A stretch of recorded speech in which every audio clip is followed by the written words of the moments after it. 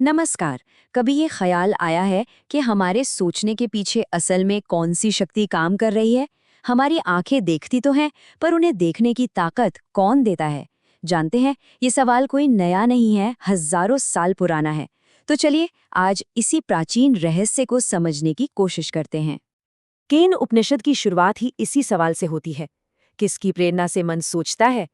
असल में ये सिर्फ एक सवाल नहीं है, ये तो एक सफर है, चेतना की जड़ तक, उसके असल स्रोत तक पहुंचने का। और देखिए, ये बात सिर्फ मन की नहीं है। जरा सोचिए, हमारी आंखें कैसे देखती हैं, हमारे कान कैसे सुनते हैं।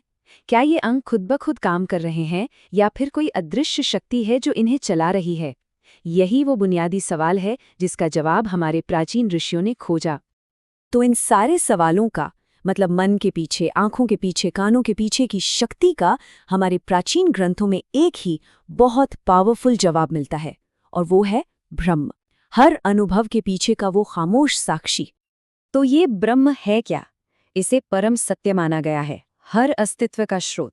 मतलब ब्रह्म वो चीज नहीं है जिसे हम देख, सुन या छू सकते हैं, नहीं, बल्कि ये वो शक्ति है जिसकी वजह से हम देख, सुन या महसूस कर पाते हैं। ये खुद अनुभव में नहीं आता, पर हर अनुभव का आधार यही है। उपनिषद इसे बहुत ही दिलचस्प तरीके से समझाते हैं। वो कहते हैं कि ब्रह्म है मन का भी मन। इसका मतलब है कि ये वो चेतना है जो मन को सोचने की शक्ति देती है, पर कमाल की बात यह है कि मन खुद उसके बारे में सोच नहीं सकता। ठीक वैसे ही जैसे कोई आंख खुद को नहीं देख सकती। और यही बात हमारी देखने की शक्ति पर भी लागू होती है। ब्रह्म को कहा गया है आंख की भी आंख, यानी ये देखने की असली ताकत है, कोई ऐसी चीज नहीं जिसे हमारी भौतिक आंखें देख सकें। ये देखने वाला है, देखी जाने वाली कोई वस्तु नहीं। और बिल्कुल यही बात सुनने पर भी लागू होती है। ब्रह्म है श्रोत्र का भी श्रोत्र, मतलब वो खामोश शक्ति, वो साइलेंट लिसनर जो हमारे कानों को सुनने की ताकत देता है। ये वो चेतना है जिस पर हर आवाज दर्ज होती है। ये हमारी सारी इंद्रियों से परे है, फिर भी सब कुछ इसी की वजह से है। तो आखिर इस ज्ञान का मकसद क्या है?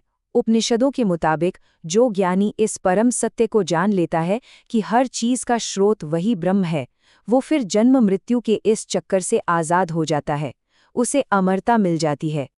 तो सवाल ये उठता है कि ये जो इतनी गहरी आध्यात्मिक सोच है, ये हमारी आज की दुनिया की जो मटीरियलिस्टिक सोच है उससे कितनी अलग है?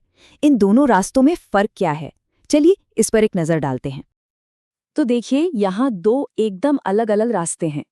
एक तरफ है आध्यात्मिक मार्ग, जो आत्मा परमात्मा पर यकीन करता है, धर्म के हिसाब से जीने की बात करता है। और दूसरी तरफ है चार्वाक दर्शन जैसा भौतिकवादी रास्ता। इसका मानना है कि भई ये शरीर ही सब कुछ है, दोबारा नहीं मिलेगा, तो जब तक जियो मजे से जियो, भले ही कर्ज लेकर घी पीना पड़े। मतलब इंद्रियों का सुख ही जिंदगी का सबसे बड़ा लक्ष्य है। तो क्या इसका मतलब ये हुआ कि दुनिया को, जिंदगी को पूरी तरह से छोड़ दिया जाए?